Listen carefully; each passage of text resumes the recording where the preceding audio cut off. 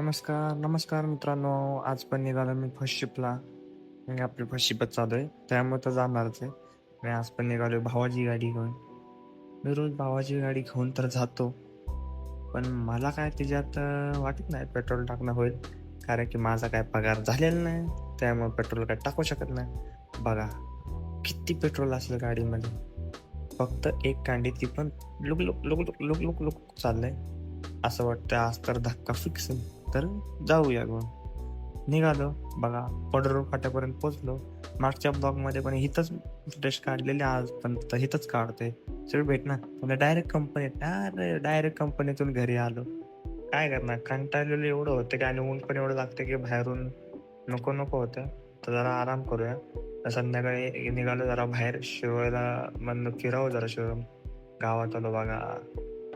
आणि गावात आता यात्रा आहे शिरवळची म्हणल्यावर असं सगळं दिसणारच आहे. 19-20 तारखेला यात्रा आहे आय थिंक. मला पण एवढं कन्फर्म माहीत नाही. जरा म्हणलं आपण पण आपलं जरा तोंड दाखवू, जरा इग्नोर करा. कॅमेरा मी पुसला तरी पण तसंच दिसते. पण काय नाही, पण मी कंटाळलेलो होतो. असं वाटतं बघा झोपेतून उठून आलोय. आणि पण बघा आलो परत महाराजांच्या चौकामध्ये. एकदम भारी असं सजवायचं चाललंय ना. ओ भाई पण तर परत आलो थोड्या वेळाने घरी. तर लय गरम होत होतं म्हणून असंच बसलोय. बेकार आवाज झालते आणि आजचा ब्लॉग इथेच संपतो.